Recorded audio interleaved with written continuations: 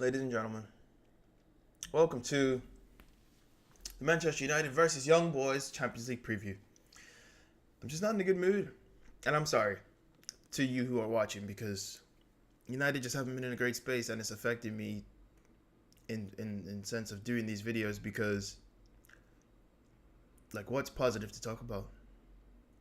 Martial didn't score again. Pogba's not playing at his best. Only positive is that we kept a clean sheet. Anyway, we're here to talk about the Champions League. So, I'm happy because European nights are beautiful and we beat Juventus. So, yeah, you know what? It's pretty good in the Champions League right now. And we're almost, knock on wood, guaranteed to go through. So, I put somewhat of a rotated side in this preview. So, anyway, let's get right into it. So, obviously, United drew 0-0 at Crystal Palace. And that was just dreadful. It was woeful. It was despicable. And I'm blaming Jose Mourinho. And no, he can't take all the blame, but he's got to take the brunt of it. Not the players weren't amazing, and I understand that. But at some point, you have to understand that it's not the players. It's not majority of the players. The players have played this bad, this long. If it was the players' fault, or if the overriding issue was the players, it would have been fixed a long time ago. It's clearly the system. It's clearly the manager. It's clearly the coaching. It's not what it needs to be. And that's just where I stand. Because players are fit. Fully fit. And whatever Mourinho's system was not carried out yesterday against Crystal Palace, which is not good enough. But anyway, I gave that review. So let's talk about the top performers. Obviously, in my opinion, Lindelof and Martial are at the top of the pecking order right now. Jesse Lingard should be at the top of that pecking order. I think had he stayed on against Crystal Palace, he might have scored. We took him off, and all the movement, any sort of quick football that was going was gone. And it was just more or less Route 1 dead, football to watch. It wasn't great. And midfield, once you take off Jesse Lingard, who was making a lot of interceptions, not a lot, but a decent amount of interceptions, tackles, covering for Matic, who's supposed to cover for everyone. Once you took that off, we just got bypassed in midfield. They were going in behind, and we just looked sad. So that's the top and bottom of that. Now,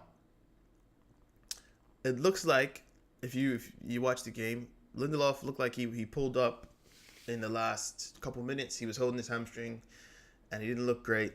And he's probably, I don't know if he's going to be available. My bad for not.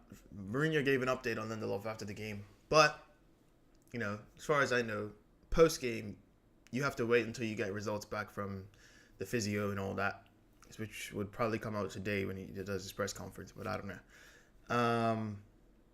Yeah, but I'm going to say Lindelof is not going to be fit for this game, so that you'll see who I've replaced him with in my lineup, which I'm going to get into right now. So if you are enjoying this, please drop a like and subscribe. I know I'm a bit, what's the word, somber right now, but, it's just the mood around United at the moment, so forgive me. Let's get into the lineups, though. Shock. I've gone with Sergio Romero at CDM. Hello. A goalkeeper. What is my issue? I've gone with Sergio Romero in net. Because we should be able to play Sergio Romero in net against Young Boys at home. At home. Are we? Are we good enough? I don't know right now. But I'm going with it anyway. I'm going with it. Okay? I'm sorry. Sorry, Dave. And that's the back line I've gone with. This back line right here is just so beautiful. I mean, literally, the only thing I would change about it is maybe bringing in Lindelof. But I don't care, really. This is beautiful. Rojo Bailly, which is Hot Sauce City. And then you got our best attacking fullbacks. What more could you ask for? What more could you ask for? Luke Shaw and Delo with Rojo and Bailly. Oh my goodness. I mean, that just makes me excited. The sad thing is that it's probably not going to happen. But it genuinely makes me happy to see those four. Haven't even got to the rest of the team yet. I mean, ooh. Oh boy. Okay, let's move on to the midfield. Under Herrera, obviously, I'm going with the head of Matic. I said I'm never, ever putting Matic in this team unless he takes a couple weeks off because he still hasn't recovered from his surgery and he looks like a bag of dog crap. So, under Herrera, Pogba, and Fred is the midfield. That midfield plays football, is decent. I wouldn't be surprised to see Jesse or Mata put in the midfield or on the wing or whatever. But this is the midfield that's going to control the game, get you some fluid football, a lot of energy in this midfield. Which is why I'm confused. This back seven, count Dalen, use your brain. That 7 players ahead of Romero is good enough to come top 4 in the Premier League under the right manager. Marcus Rojo, I don't understand the excuses of us not having good enough defense. I'm going to be honest with you. I don't think that's really the issue. I think we need a right winger more than we need defenders. Because we don't play Eric Bailly. We don't play Marcus Rojo. And we say we have defensive problems. Marcus Rojo is better than Chris Smalling. Eric Bailly is better than Chris Smalling. Jose complained about Lindelof. Everyone complained about Lindelof last year. I thought he was decent. Obviously, he messed up at Huddersfield. My real issue is that we do not have a right winger. We need the natural width, and we're lacking it heavily. That's who we should be looking at over a centre half. Because we're not playing our best defenders. I don't know in what head of Jose Mourinho's he thinks Chris Smalling is probably the best or most consistent centre half at the club. In fairness, he probably is the most consistent. But he's only good against the likes of Harry Kane. Or great, I should say. He's good usually, but he's only great against the likes of Harry Kane. Gave up a terrible penalty against Everton. Use your brain, Jose. Anyway, enough of that. Let's move on to the front three. Okay, so Lingard, Rashford, and Martial. Could we just take a second and look at this team? No Lukaku, no Alexis. This team for me is still good enough to get top 4. Only improvement that's a necessity to me is right winger, because Jesse Lingard is not a right winger. He plays great down the middle. Great down the middle. Okay? He can start, he can come off the bench, brings energy and movement that no one else brings in this team. No one else. So he is essential, more or less, in the same way Mkhitaryan was. And we're still recovering from Mkhitaryan. Mkhitaryan and Pogba were linking beautifully. Mkhitaryan was playing in through balls to Lukaku day in, day out. Only issue with Mkhitaryan was when we started playing him down the wing and he would try to cross the ball, which is something he's not great at.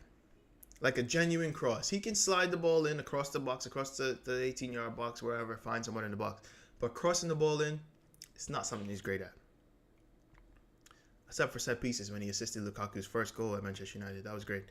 No, was it the second goal? Anyway, the header against West Ham. You know what I'm talking about. All I'm saying, at the end of the day, this lineup, you throw David De Gea instead of Romero. That's Manchester United's starting lineup, in my opinion. And like I said, you could maybe choose Lindelof over Rowe or Bailly. I don't care. I don't care. This is a great lineup. I just don't even care if Alexis Sanchez plays anymore. I love Lukaku and I want him to be successful. But other than that, that's the lineup. De Gea and Lukaku instead of Rashford and Romero. And find a way to throw in Andreas every now and then. Andreas Pereira should have Marouane Fellaini's place on the bench. But, yeah, let me know what you guys think. Let me know your lineups in the comments down below, and you know how that goes. Anyway, let's talk about Young Boys. The Young Boys of Switzerland. Look at that form. What I would do to have form like that. Oh, my goodness. First in the Swiss League. 16 points ahead of second. 16 points ahead of second with 15 games played. Unbelievable. We all know they're a solid side. And we played them in Switzerland. And they were decent. We beat them 3-0. You know, that doesn't really reflect anything. But they were solid. And then Babu, the right back, who I saw play for Newcastle. Rapid.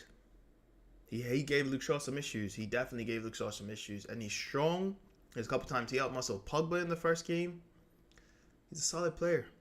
Someone's gonna pick him up next season. I would believe so. He's way too good to be playing in the Swiss league. But speaking of their top performers, while Mbappe is one of the most solid players they have, and he's top. He you could argue he's a top performer, but I've gone with, obviously, in terms of stats and most exciting contributors to the team. Haral's got 10 goals and what is it? 2 assists, 10 goals. Let me see. Yeah, 10 goals, 2 assists. And Suleimani has, I got it right here. I can't see it though. Suleimani has 5 goals and 8 assists. And he was the guy taking all the set pieces.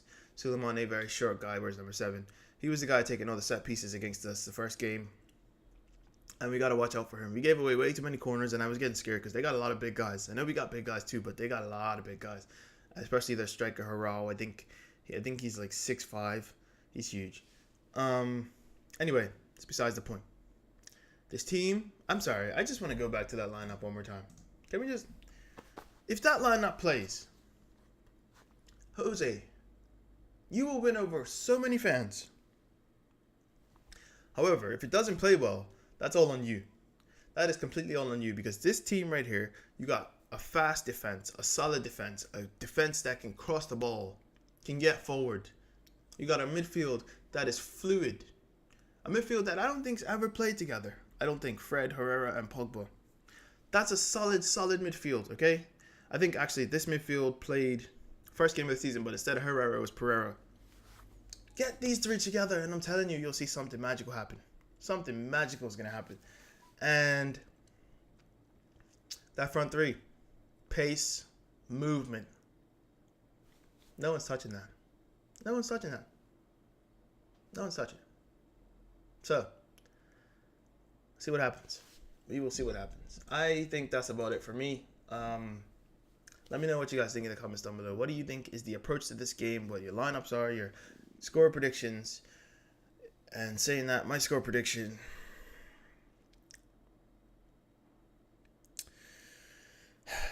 I'm going to say 3-0. I said 3-0 for Crystal Palace, but we beat them 3-0 away. There's no excuses. Everyone's fit, except for Lindelof. My only issue is I always want to win, but I know Mourinho's going to keep his job for an extended period of time if we smash Young Boys. It's because he's going to have at least 4 more games to do his job. And I never want to see a man lose his job. But he's not getting near enough out of these players. So, 3-0 I'm going with. Please like, subscribe, comment. It's been your boy Dave. It's been Man United Talks. You guys are legends for tuning in. Oh, sorry. Something's on my chest. All right. Have a good day. I'm out of here.